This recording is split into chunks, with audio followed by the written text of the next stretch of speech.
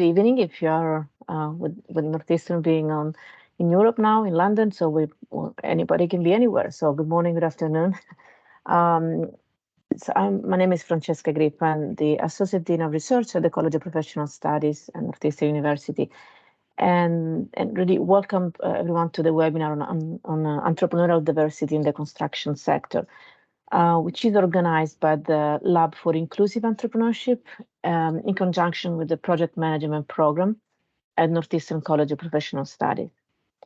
Just a couple of young book, if you would like to. Um, I know you have a few slides, but just this will be very interactive. So we promise there are not a lot of slides. So it's a lot of discussion. So get ready. So just a couple of words on what the lab does. The Northeastern Lab is for inclusive entrepreneurship is focused on some key activities. So we offer fellowship opportunities for minority and women-owned small businesses. And we also provide managerial assistance for such businesses in collaboration with faculty and students at Northeastern. And then we also conduct research on promoting supplier diversity in higher education. And it is in this context that we're really happy to co-host this webinar and discuss with our panelists today about career opportunities and challenges in the construction sector, and specifically when it comes to entrepreneurial diversity. So I will hand it over to Professor Gray Wilder to introduce our panelists, and I look forward to a nice discussion. Just feel free to leave also questions in the chat or raise your hands. We want this to be an opportunity to learn and get your questions when they arise. Thank you. Gray, to you. Thank you very much, Francesca. Good afternoon. So I will be moderating today, and my name is Gray Wilder, and as mentioned, I'm from Northeastern CPS construction management program. I've been involved with the construction industry for more than 4 decades, and I've seen lots of changes transpire over that time. And we're here to talk about one of those changes that's happening now, and this is an exciting topic. So with us to speak about this today are our 3 panelists. First up, we have Rosanna Molinaro. Hello, Rosanna. Second up, we have Margarita Blanco. Hello. And finally, we have Semilis Rodriguez, and she's joining us today as well. Would the 3 of you be kind enough to introduce yourselves? Rosanna, would you go first, please? Sure, thank you. Good afternoon, everybody. My name is Rosanna Molinaro. I am the Director of Procurement and Contracts here at Northeastern University in our Planning, Real Estate, and Facilities Division. In part of my capacity and my role here, I also oversee and lead our supplier diversity efforts and work closely with our friends here at the Northeastern Lab for Inclusive Entrepreneurship. So welcome, everybody. Thank you. Margarita, would you introduce yourself, please? Sure. Hello, everyone. My name is Margarita Polanco. I am the Regional Supply Diversity Manager in the Northeast, Boston, Massachusetts for DPR Construction. My role overall as a supply diversity professional is to ensure that we are finding the best qualified businesses who are diverse to do business with us and to have contracting opportunities with DPR Construction. Another side of my hat that I wear is that I focus on a lot of opportunities to fulfill the pipeline of workforce in the trades. So if there are folks within local communities who are looking for job opportunities in construction, I'm happy to able to assist them in trying to figure out what pathway they'd like to take in order to get into the construction industry. Thank you very much. Fabulous. And Semilis, would you be kind enough? Yes, thanks so much for having me. My name is Semilis Rodriguez. I am currently the director for WeBank New England. We work with certified women-owned businesses and that third-party certification process for WBE certification. I'll be getting into what certification means in a little bit, but we currently focus on growing the pipeline of certified women-owned businesses to help work with our contractor and corporate partners that are part of the network and looking specifically to do business with women and diverse-owned businesses. Thanks so much. Thank you very much for that. Thank you all for your introductions. So today what we're going to do is we're going to go through some questions asked directly to the panelists, and then we're going to field some questions from people out on the webinar. So let us start off by asking the panelists, what do careers in the construction industry look like, and how is that for diverse students, for example, minorities or female students?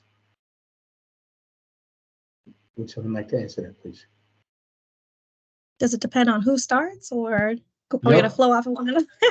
Yes. I guess I could start. I think there are a number of opportunities for diverse students to become a part of the construction industry, because construction traditionally isn't a career that a lot of people really truly think about, especially diverse students who have never really been exposed to it or have gone to school for it. So it's something that is an opportunity, ad nauseum to really think about. From the project management side, working for a construction manager, there are multiple roles that people can really think about. Entry level, starting as a project engineer, going into a project manager level, and anything going further than that, becoming a leader on a project site to be able to manage and help facilitate the building of construction projects, regardless of who you work for. So on the construction management side, there's an abundance of opportunities for students to see themselves working in the construction industry.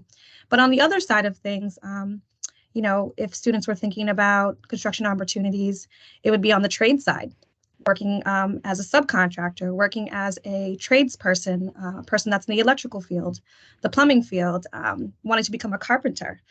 And then in those areas, making sure that they understand their trade and their skill set, and then potentially becoming a business owner to be able to own a business that performs those kinds of trades. So from all aspects of things, I think there's abundance of opportunities for diverse students, and it's just which way they'd like to go in order to fulfill a career like that. Fantastic. Rosanna or Similes, would you like to build upon that? Sure. Piggybacking on Margarita's answer or response here, I would think about that there are a number of opportunities out there. I, sort of went down a path, and I have a non-traditional construction background. I'm a lawyer professionally, practiced law prior to coming over to Northeastern and transitioning into the role that I have today. And in sort of that capacity, there's also there's a lot of other opportunities that might not just be in the construction management or project management or trades fields as well. A number of folks working sort of in support roles, if you will, with construction, whether it be on the legal side, the finance side, data, project controls, etc. There's a number of different opportunities. Some you can transition or use transferable skills that you might have learned in the field or in project management and transition over to other opportunities that might be in the workforce but are still related with construction, architecture, engineering, all of the other design aspects, planning. There's tons of other roles that are out there that are related to the construction industry that students of all different backgrounds, can be exposed to or know that should be aware of in terms of opportunities. Yeah, I completely agree. My own career path in this industry has been non-traditional as well. I originally thought I was going to end up in law school and become a lawyer.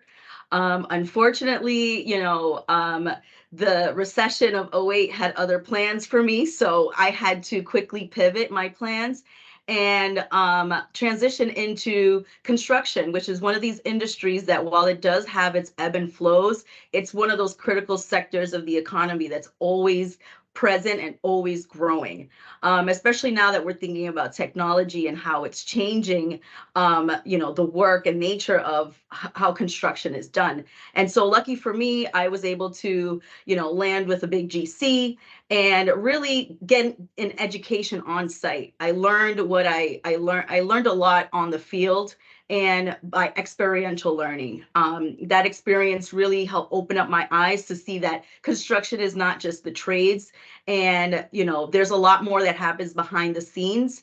There are accountants, there are estimators, there's procurement teams, there are a lot of there's a marketing team.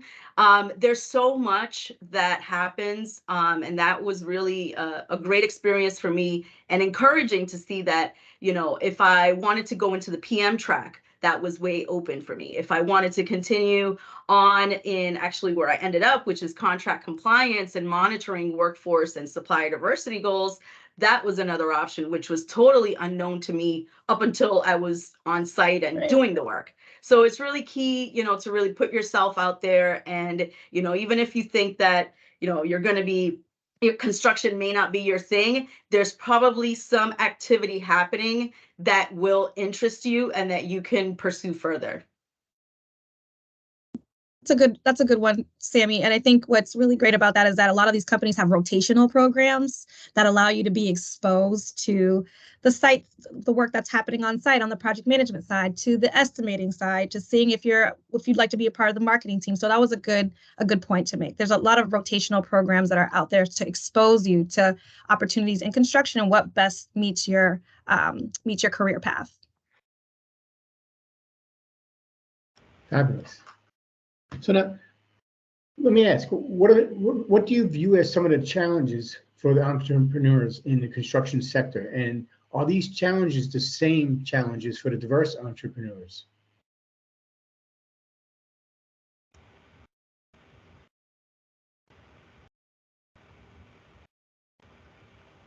I guess I'll jump in on this one. Oh, Rosanna? Oh, no. I'll jump in. Go ahead and I'll follow up. Yeah, I think, there's a lot of incentives for entrepreneurs to join the construction industry.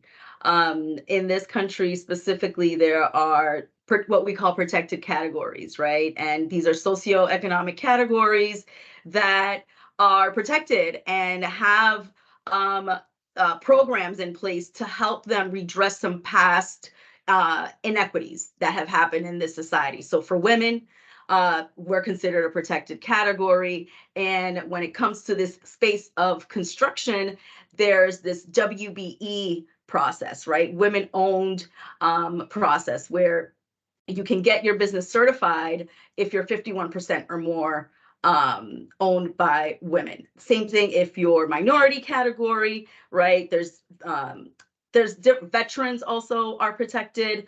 And so the idea is that there's these incentives for entrepreneurs to join these contracting spaces. However, because of a lack, I would say, of knowledge of how to begin to engage, there's a lack of historical context in many cases of business ownership. There can be real barriers to entering, not just starting a business can present its own set of barriers, but as a person of color, that can be amplified due to our, historical social context in this country. And so I think that there's a lot of support, business resource support and networks that have arisen, just like the folks that are here today, to help address some of those barriers. At Center for Women in Enterprise, part of what we do is provide technical assistance and we focus specifically on women business owners, understanding that women were actively excluded from participating in the economy for many, many years. Matter of fact, one of the reasons, how do I say this? So part of the legislation that allowed the Women's Business Center to become established in this country was as a result of having women not be able to go obtain a bank loan until about 1987. So if you're a woman business owner, you weren't able to obtain capital on your own for your own business without a male cosigner up until that time, which is mind-blowing. And so the change in that law also prompted the change in saying, hey, we need to support women specifically, and we're going to create women's business centers. And I bring that up again, just when we talk about barriers and history of ownership, it's a real real thing.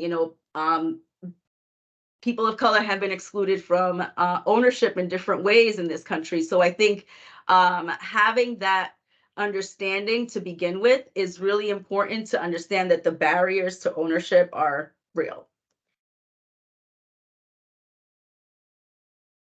Yeah, and Sammy, that was really informative. Sort of the piece, someone who in the area didn't even know about. It was 1987. That is really not that long ago when you think like about 35, 36 years ago. Not that long at all. Like I knew of women voting was like in the 1950s or 60s, but the bank loan, wow, that's like, in our lifetimes. So that's sort of crazy. So thank you for sharing that knowledge, but also in addition to what you were saying, access to the barriers of entry are real, especially, and it's exacerbated when you look at it for being a woman-owned business, someone of color, a veteran-owned, LGBTQ, all the way down the diversity sort of pipeline of certifications or what's the word I'm looking for? Identifiers, that's the word.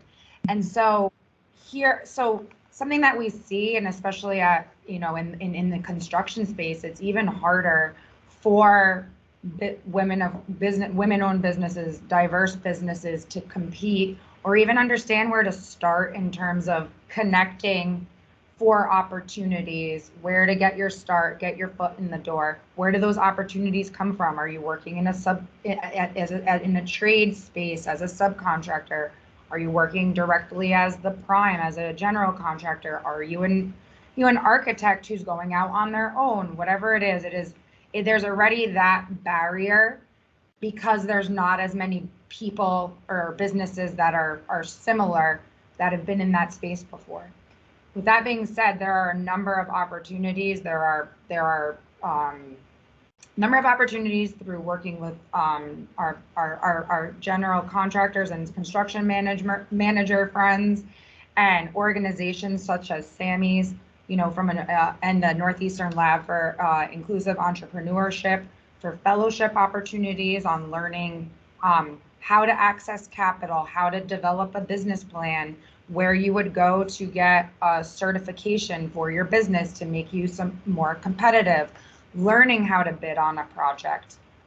Something that we're doing here within Northeastern is where we are able to identify areas, whether it be in the trades or on the design side, certain types of disciplines where we've noticed that it's lacking in diverse competition, and trying to go out to the market and through our networks and wherever we can find firms that we might be able to vet and work with for small opportunities, get a foot in the door, share somebody we had a great experience with another higher educational institution and or with others in the industry for other opportunities to grow and develop.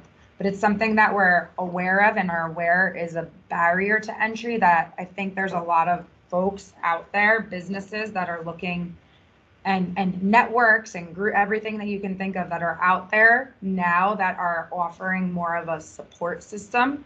And it's, I think, again, still with a challenge of finding them, but where we can, if someone reaches out to me, hey, I want to find out how I can bid on a job at Northeastern, if we can get them pre-qualified, find out a little bit more about the company, if we think that there's some resources that might be needed or they need to be consider a certification, we try to share resources and connect them with others in our network so that they have other opportunities to grow, whether that's for opportunities here with us at Northeastern or elsewhere. Yeah, you hit a really good point, Rosanna. I think, we all are acting as a portal of being a resource to those businesses so that they can find the answer. So if it's capacity building, if they need help in finding where do I get my finances situated, I need help on the project management side, I need help with technical assistance. We're all acting as a resource to be able to understand the business's concerns. How do we lead them to the solution? But more importantly, who are the people that they can connect with to find the right kinds of answers? And so some of the challenges to your question that I've seen with diverse business entrepreneurship or small business entrepreneurship and just in general is just having that direct relationship with a general contractor, with an estimator, with somebody who's in the pre-construction side of our business to understand, to your point, Rosanna, how to bid on the project. Where do I search for those opportunities and who's going to be my direct point of contact when I have questions? But outside of that, understanding projects just in general, what is this project about? Who is the client? What's the dollar value? Where does the small business see themselves in this big picture of these large contracts and these large projects? How do they see themselves as a small business owner and being able to actually do the work? And so we act as a support system just to make sure that they're aware of the opportunities, but they have that relationship with the construction manager and or with the client and or with a small business resource to help them get the questions that they need answered. I think a lot of the challenges is that A, they don't know where to go. B, they've been directed but just don't know how to move forward. And I think lastly, C, it's how do I follow up and how do I follow up appropriately so that I can get the additional support that I may need for the future of whatever it is I'm trying to chase.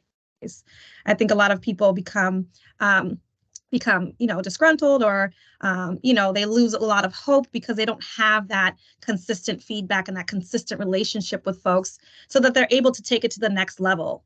And being a small and diverse business, you're running, you're managing your jobs day to day, you're managing people day to day, and sometimes you need a little bit of support there. And so I think all of us throughout our careers and the current careers that we're in right now just try to act as a really good resource for people. I think that's a great point, Margarita. The relationship, the construction industry specifically is built on relationships, who you know, how to get your foot in the door. And I think what we can do, the three of us here and others can be conduits to that and help make introductions and share support resources for others to be able to compete and get their foot in the door and grow their business. And I love just being able to connect folks and sort of help their business to grow or find other opportunities out there. And if it's not something that I can do here in my capacity in Northeastern, or outside of that, it's something if I could help connect someone to someone else who can do it, it makes me really happy to see that growth. And I do think that we're in a space now where, I think we all acknowledge there are barriers to entry, but I think it's a space and a time where it is more, there are more resources out there and folks are really willing to be supportive and help others as they are looking to grow their businesses and their career or their careers. Fantastic. Yes, and I've heard the word future come up a couple of times. So let's pivot and let's think about how do you predict future trends in terms of construction-related diverse student pipelines and entrepreneurship? Can you just say that one more time? How do you predict future trends in terms of the construction-related diverse student pipelines and/or entrepreneurship? How do you see things going? Because like Rosanna just mentioned, yes, there's more and more. So what do you think the future is going to look like? I think, for me, I see this tech-driven future in construction, really, and it's permeating. I mean, it's been on the rise for years, but now you really see it in a lot of places. There's so many ways that I think that tech is going to impact the industry. And I also think that energy efficiency, clean energy is also going to be a huge game changer, not just for the, again, the types of projects that we see being funded publicly more often, but also for the type of workforce that will be needed going forward. In the past, we had your traditional electricians, your traditional mechanical workers, and now you see things like drone pilots on site, you see things like, control engineers, right, that are dealing with building automation and these design plans that are integrating energy systems. I mean, it's really sophisticated stuff cross-disciplinary, and really, leveraging technology to make our lives, better quality, in terms of the experience in the finished product, but also, bringing that efficiency through from the sourcing process through the construction process, as well as the design, obviously. So I think that traditional construction careers are, there's some that are still there, but I think if you talk to, folks that are working in the industry today, they'll tell you, yeah, even the way that some contracts are the way contracts are executed is changed, right? The way that change orders are submitted has changed. The platforms and systems we use, it's all evolving, and I think that is really hopefully going to, if we can share that more and really expose what that side looks like, it may be more attractive to younger and maybe even other folks that are in other industries that are trying to pivot. One thing I like to see and definitely encourage is when trade workers are about to retire. Some of them are retiring really young, depending on what trade you're in. They make a lot of money. And so you could see some people retiring in their 50s and they're like, I'm ready for another career. And that's where you see that entrepreneurial spirit really come about, and they could set up their own shop and start applying their experience to their own business, and I think that's a really healthy transition that we want to encourage, especially, workforce it's such an important asset for the industry itself, but also for this region, for the country as a whole. I think it's important to have a healthy workforce that's, not aging out too quickly, because then, that causes other issues. So, I really, just to sum it up, I think tech is really going to enable a lot more career opportunities than we're already seeing. It's definitely tech, Sammy. And so, just to even hit it on top of that, it's the artificial intelligence of things. It's the robotics of things. I mean, they're trying to build at a faster pace, on a before schedule, in the safest way possible. And so that's how the industry is thinking. It's definitely technology. It's all of robotics, and it's pulling in people that don't have traditional careers in construction, but have the technology background to look at the current processes that are in place in construction right now and to enhance them, to make the process better, faster, much more suitable, much more safer for the clients. And so you hit it right off the top right there. And I think something that folks should start to really think about too is careers and safety. That's a whole aspect of what we do, is to make sure that people are on the job site, our subcontractors are taken care of, our clients are taken care of, but the people are taken care of. And so having a responsibility on the safety side, we see a large pipeline of opportunities there for folks to get involved. I think just in general, for people who are interested in wanting to have a career in the pipeline of careers, like Sammy has said, the workforce is changing, but they're looking for more skilled trades, not just carpenters and laborers. There's no offense to anybody that wants to become a carpenter or laborer, but people who are savvy on the technicals, on the mechanical, electrical, and plumbing side, who want to get into careers to be able to manage those kinds of jobs that have a high focus on the mechanical side. The engineers of the world, people are really looking to aspects of building that pipeline of careers on the mechanical side, because they see there's a lack of people who come into the business in that area. And so I think the pipeline, yes, technology, but also on the mechanical side as well. And then I think I would just add, and you both raised very great points, and tech is really where it really is where it's at. But also thinking about, and Sammy, you had brought this up, the aging workforce. There are a lot of folks that are in the trades that are aging, getting close to retirement, and there's not as many in the pipeline that are going into the trades. And there's fantastic careers in the trades. It's always refreshing, if I see a job site where seeing how the shaping demographic of seeing some women and seeing people of color in different roles throughout the job site and that are in the trades. It's a great way. It is a great industry to be in. It's a great skill set to have. You can work in that industry for some time. You can transition into becoming a business owner. You can transition over into project management or construction management using that as a background. And there's a number of ways in terms of being involved in the construction industry that one can grow, but there's really, it would be remiss if we didn't, as much as technology is shaping and changing the construction industry, there still, I imagine, will be a need for boots on the ground, people who can do the skilled trades. And those careers are fantastic careers, and they are welcoming to women and people of color.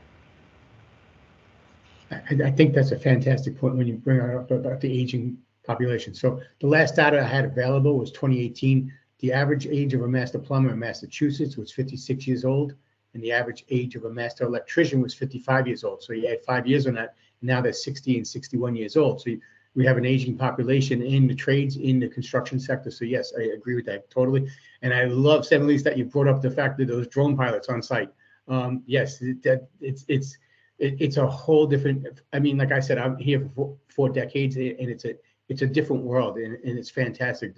The changes that I see, I think it's a great opportunity for our students. I think it's a great opportunity for diverse students. I think everything's aligning perfectly, and I think this is fantastic.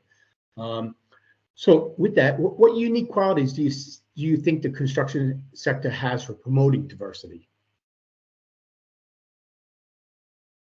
I think from my side, what I've been seeing on promoting diversity, it's a lot of internal changes to the construction industry, truly. The recruiting processes have changed, how they're targeting certain kinds of students from certain schools has changed. They're making it intentional. I want to repeat this word. There's an intentional effort behind the hiring of students, but in particular, diverse students. And that diversity isn't always talking about gender or race. And I want to throw this in here because, yes, gender, yes, race, because there is a lack thereof. But I want to think about diversity within the way that we think, our thought process, our cultures, where we come from, how we grew up, and how we've learned to be a part of certain things. There's an intentional focus on, yes, bringing more women, bringing more diverse individuals, but what kind of backgrounds do students come from? If they were never in construction management, or if that was, never a thought of what they wanted to do as a career, they're targeting students that have non-traditional careers to be a part of the construction industry. So that's something that people are thinking about. I think that what they're trying more of to do is put a lot of programs in place in-house at companies like mine and like other general contractors to attract students to the culture of the organization, how we care about our people, what we do to have a good time and have fun. How do we celebrate the organization? How do we make sure that students who are coming out of college and out of non-traditional programs that want to come into construction management, how do they feel welcomed, belonged, like they're a part of a construction company's family? They feel like every day when they come to work, they can be their best selves. I think that really a lot of people, especially my organization, we're really focused on the feel-good aspect of getting a good job, but also, getting a job that helps promote your growth in your organization, your growth through the organization. I've been seeing a lot of that.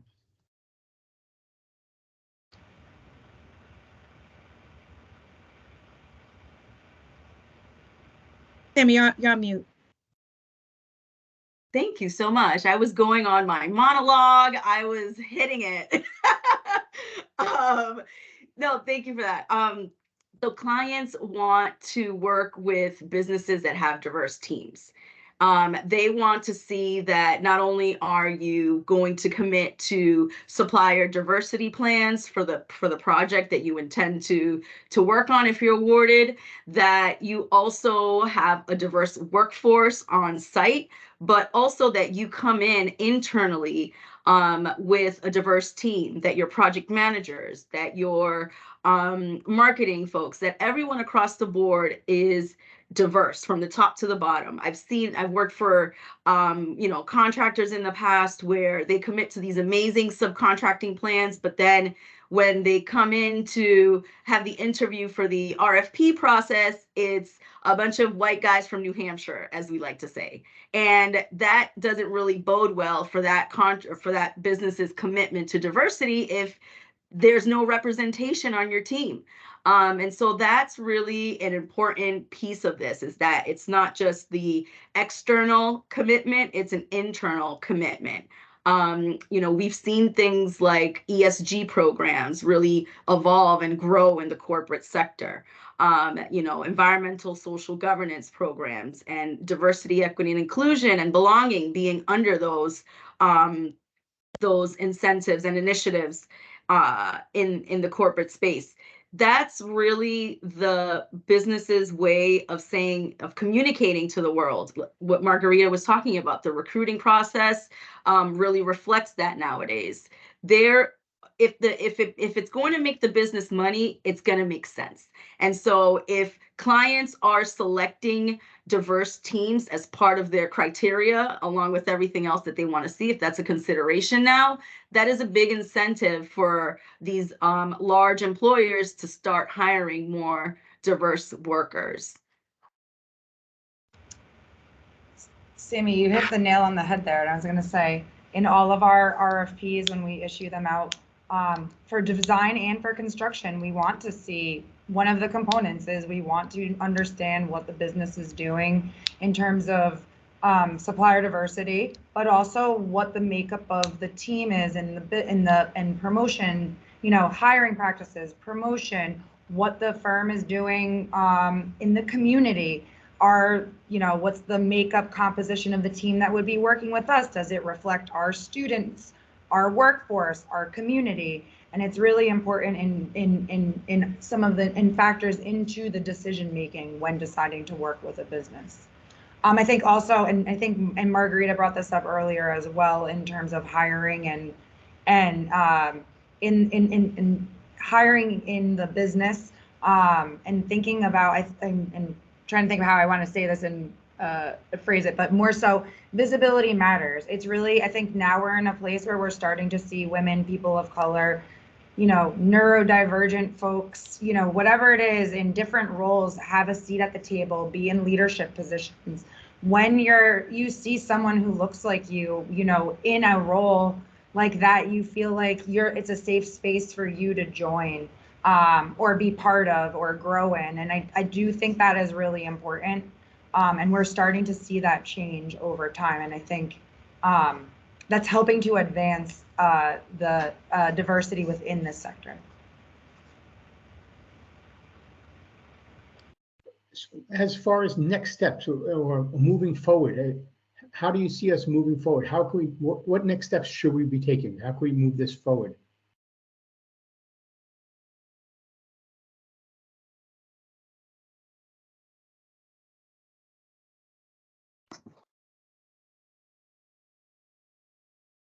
Does anyone want to take that?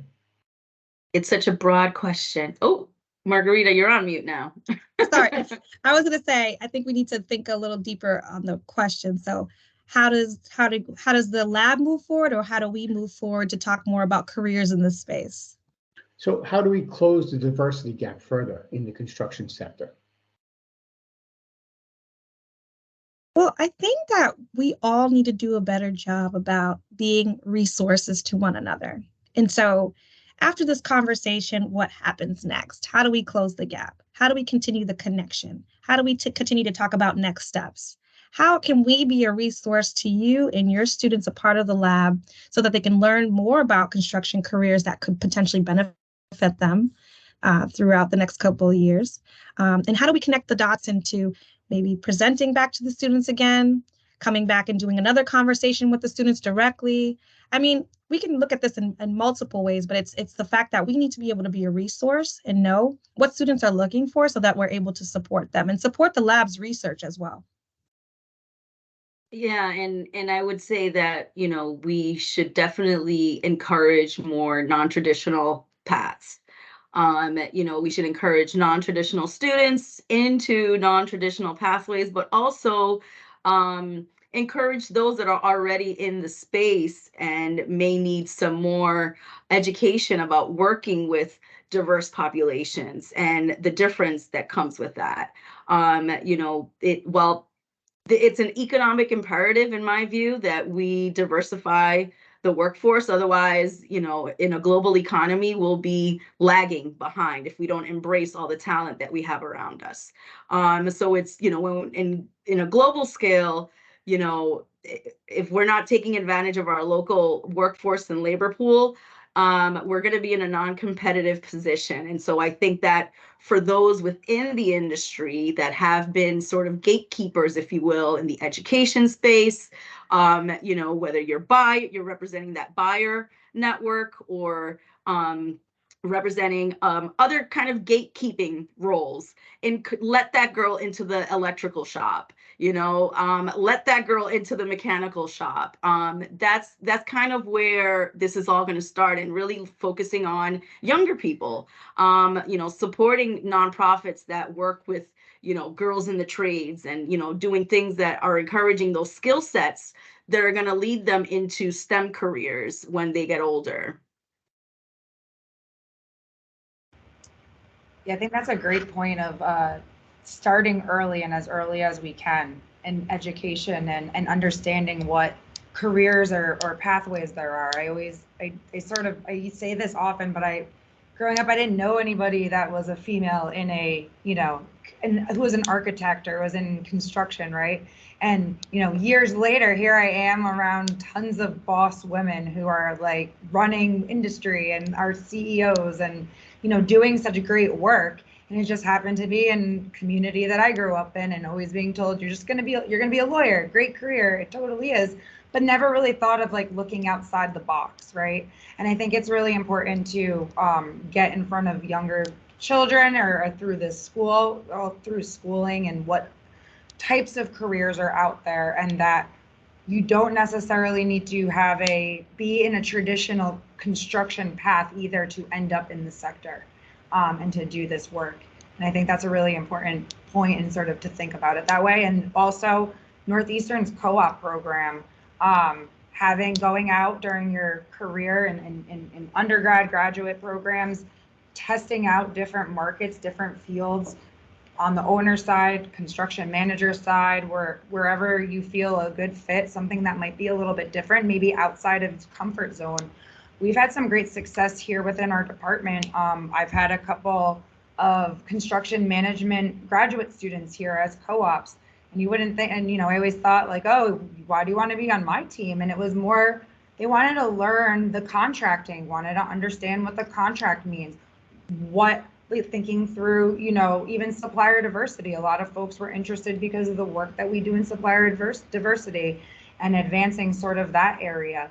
And so it turned out I had a student who, we made some connections along the way to find some jobs, and all of that, and sort of using a network. So you never know where you end up, or if you want to try something different, thinking outside of the box. Again, I always say I never expected I'd end up in the construction industry, and advocating it as much as I am. And it is a welcoming place, and there are areas for folks to grow in traditional and non-traditional career paths. So now, everyone is bringing up, we have to engage with the younger generation, the next generation. So now, would part of this be marketing to them? And then in turn, do we need to get through to the parents? Do we have to change the parents' mindset on this? Because sometimes the parents can be a barrier to the children getting involved with this. So what do you think we have to do about that? Well, how can this be solved? Oh, definitely marketing to the parents, especially at a younger age, so that the parents are starting to think about these non-traditional careers too for their students. Some students are not meant to go to college and take on a 4-year degree. Expenses could be different for everybody, and sometimes that just generally can happen. But as long as people know early onset, marketing this to the parents, talking about these careers, talking about how they can, help support their benefits for their families. I mean, I think that, a general conversation at a younger age does go a long way, so that people can see that this could too be a potential opportunity. And marketing in a way where parents understand that it might not sound really shiny and beautiful. I was going to say another word, but it doesn't sound so shiny and sparkly. No but bling, the benefits, the bling bling, but it can too happen for them. And here's the pathway to start to looking at it, so that there's benefits. And Samili's talked about this already. So all of the STEM programs, all of the funding that has gone into STEM to educate young people of color about different STEM careers that do in transition relate to some construction careers is a huge benefit. And I think the more that we focus on STEM, the more that we focus on training young people about these opportunities, the more that the parents will see that this could be a light at the end of the tunnel, just in a different way. Yeah, I think, gameplay often is a great educational tool, and can bring down, the I can't do this kind of attitude, or this isn't for me. And I think that when we see, learning introduced through games, that's something that for girls or students of color that may not think, oh, I can't code, I don't know what coding is, but then you introduce a game through it, and then suddenly they're coding all kinds of things in this game. So and then also for the parents, I would say, let's look at an earning scale over a lifetime to see what these careers really look like and would amount to. I think every parent wants their child to be successful no matter what they do. And I think that if there's earning potential there over a lifetime for their child, and there's some job security, and we use these words that bring kind of peace of mind, that there's training involved, that there's support. These are all things that I think parents would be open to learning more about. Culturally speaking, yes, there's probably some differences, in certain communities where, their gender roles are more strictly adhered to than others. But I think that overall, kids are going to, especially if they're in this country, they're going to do what they want to do. They're going to end up choosing the career they want to go in and really move forward in that direction.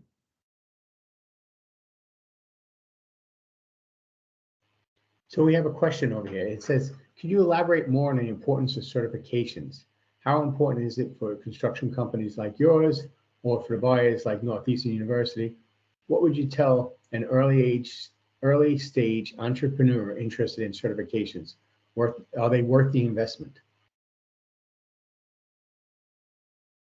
Sammy, you can hit it from your end because you're the certification, and I'll come on the back from the construction. Yeah, I'll just quickly say, and I'll leave it to the buyers in the room to really get into it, but I'll just say that, high level, there are huge incentives for public sector and private sector buyers to have diverse supplier diversity plans. There's contracting goals in the federal space, municipal and state level.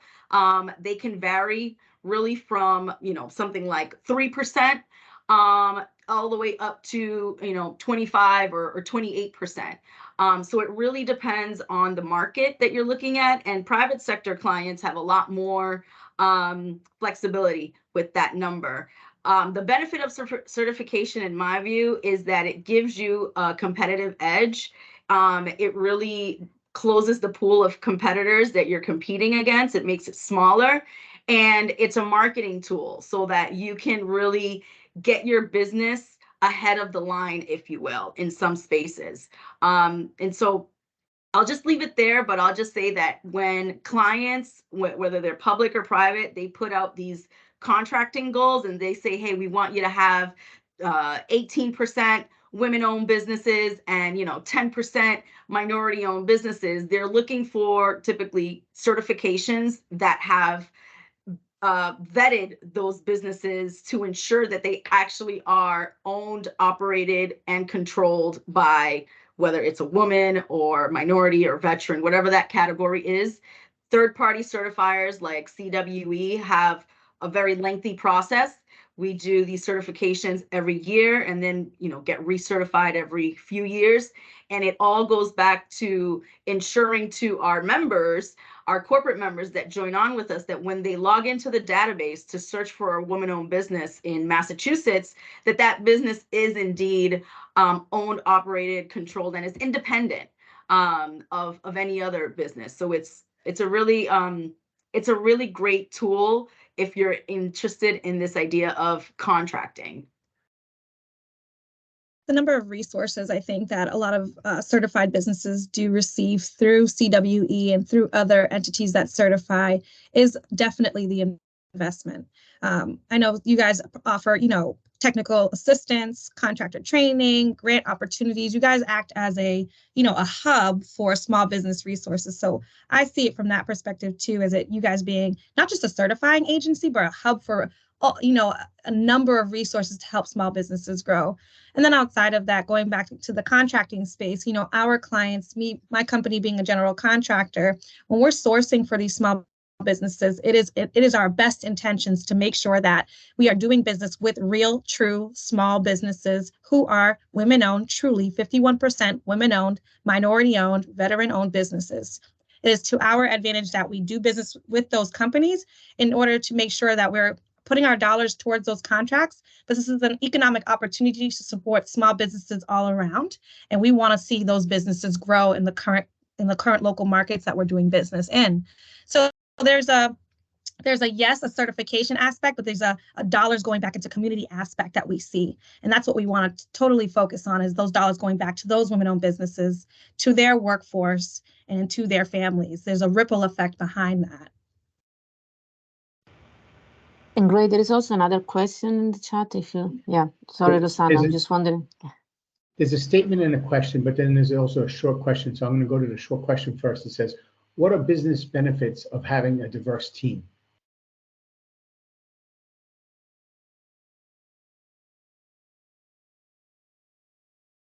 I think it's diversity of thought. I mean, when you come to the table, I will say, I'll speak for myself here. Last week, I went to go meet with a client here in Boston with my team. And usually, it would be generally a table filled with older white males sitting at the table. And so when we look at things like that, you're just seeing kind of the same picture, the same thought process, the same of everything. Everyone looks the same. Everybody may be on the same page and think the same. But when you bring a diverse team to the table, there's a different thought process behind it. There's different experiences. There's different types of roles. There's a different type of conversation because of who people are and where they come from. So you're allowing the client to see that you're focused on bringing the best team together that has the best education, that knows how to build a building or knows how to do something a certain way to the best of their ability. And because of all of our experiences in bringing a diverse team, we're able to bring the best skill set to the client. And I think that we've heard that through time, that when we're bringing women to the table, when we're bringing minorities to the table, when we're bringing people that have been disadvantaged to the table, the outcomes sometimes are a lot greater. And that's through a lot of research that we've seen.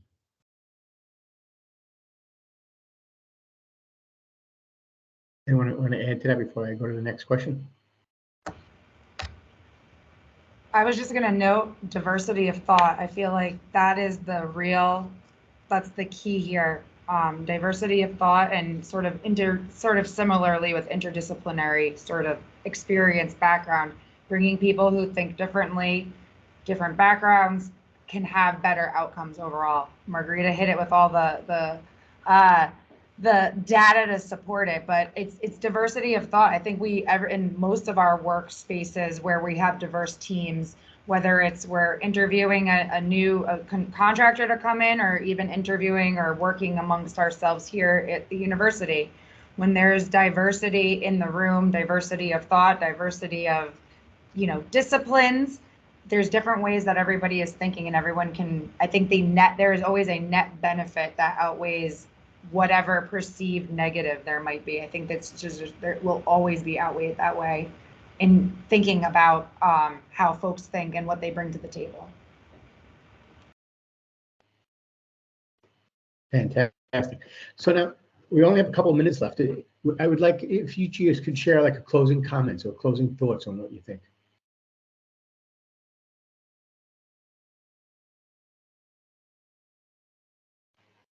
I guess alphabetical. Oh, there we go.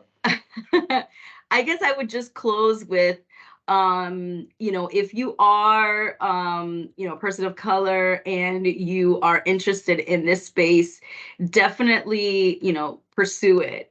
There's a lot of opportunities, whether you want to enter the workforce and work for a CM or a GC, or if you want to actually start your own business that is, in the architecture, construction, engineering space, it's definitely worthwhile, especially when you consider this idea of certification and certifying your business. Look into supplier diversity and what it is conceptually, theoretically, you know, why these programs came into place, who it's intended to benefit, and really try to carve out your value proposition from that angle so that you can leverage your intersectional identity and, you know, really put it to work in this business space. You know, being certified is not a guarantee of contracts. You still have to show up and do the work, and you have to do it probably better than many others. But it's still something where if you can figure, there's a formula. And if you can figure out the formula and carve out your niche, you can really use certification and this idea of you know, supply diversity and contracting as a growth strategy for your business. You know, one of our most successful stories is a woman-owned business who started, you know, less than 5 years ago. She's woman-owned, veteran-owned, certified, and has found a niche in the government federal contracting space. And she's been able to grow her business over six figures, over $1 million dollars annual revenue in a very short time. So it's, again, it's something it's very real, and it takes a little bit of learning, but once you figure it out, there's no limit to how successful you can be. I guess my closing here for everybody today is really to just think about your network and think about folks on this call, how you've presented the information, how we can best support you thinking about your careers moving forward, whether that be on the entrepreneurial side as a small business, or whether that be on the CMGC level, going into project management, and or even thinking about going into the trades. I mean, there's a number of possibilities in this space, and I would encourage you to utilize your network, because your network is your net worth. That's that wonderful saying that folks always say. My mom always said it to me, your network is your net worth. And the power of connections and the power of connecting to other people who can support your mission or support your growth as young folks who are in college is really, really important as you're starting to go into your career. So as Rosanna said, you know, relationships, we all talked about relationships, and we're here today to be a starting relationship. So please continue to, you know, funnel questions, use us as a network so that we're able to support you. Margarita took my closing. No, I'm kidding. No, that's exactly it. It's networking. Value your relationships in all shapes and forms, however they are presented. Like, there's no shame in reaching out to folks. If you have a question, if you see somebody who's doing something that you're interested in, people love talking about themselves, their business, how they got to where they are now. Folks are willing to lend a hand, give advice to those looking to grow and develop their career, whether it's you're looking to advance your career working for an employer or going out on your own in the entrepreneurial spirit. Folks are really interested in helping others. And, you know, and there's resources here. The Northeastern Lab for Inclusive Entrepreneurship has a fantastic fellowship program. If you're interested in a entrepreneurial career, folks like Sammy can help you if you're a woman-owned business, receive your certification. There's career paths in the construction industry. Margarita had talked about various, you know, transitional different, you know, places that you could try out your career here within an organization like Northeastern. You know, within our planning real estate facilities department, there's a variety of different careers folks might be interested in, whether you're thinking about it from there or working with an institution such as Northeastern. You know, we are interested in working with diverse firms. It's in our contracting, it's in our RFP. I love seeing, you know, businesses grow, succeed. I always use this one example of a women-owned firm. And my last point, and I'll make it super fast, but a women-owned firm who submitted bid after bid, wasn't receiving any awards. We sat down, we debriefed, kept hearing the same old story. You know, it's so good. My proposals are so good, but I'm still not getting the job. And we worked behind the scenes to find a small job to, you know, work with her, see how she did. And her contracts, I think this year we're probably at maybe 8 to 10 in the last year and a half. And dollar values have grown over time. She's been able to hire more folks in her business and grow and market. And it's something that here at Northeastern, you know, we're really interested in seeing, you know, building capacity and seeing firms grow and business grow, especially as it relates to diverse firms. Thank you all very much. I thank you for allowing me to be part of this. I'd like to thank all our guests for joining us. Fantastic conversations, and it was really informative for myself and the guest as well. So I thank you once again.